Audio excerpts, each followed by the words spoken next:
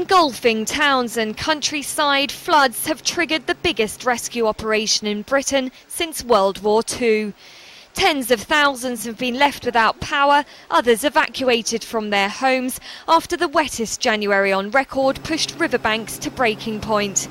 There's now concern that the unrelenting bad weather could be severe enough to dent Britain's economic recovery.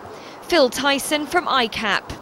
There is a risk that the poor weather is going to impact activity, as we've seen in the US. We've seen a distinct slowdown in the US data since the back end of last year, just given the very extreme weather over there. And I think that obviously we've had this very strong run of data in the UK, and I think from the market's perspective, they'll be looking for any sign of weakness in the data. The last few years have shown how easily the economy's fortunes can be swayed by bad weather.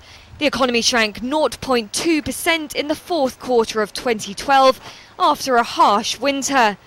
Retail analyst Richard Perks of Mintel. It won't have a long-term impact. I mean, that much is clear. But there's no doubt that it does have a short-term impact. You can see in the retail sales data from last year that we had a very good summer and we had a very bad spring, all on the back of the weather.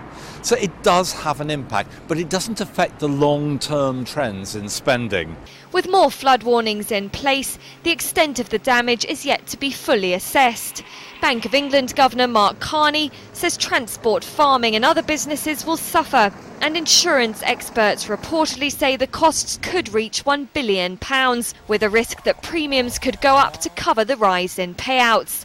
Offices, shops and factories will undoubtedly be hit, but the clouds may have a silver lining. The fall in activity will likely be reversed as companies make up for lost time and people begin to repair their homes.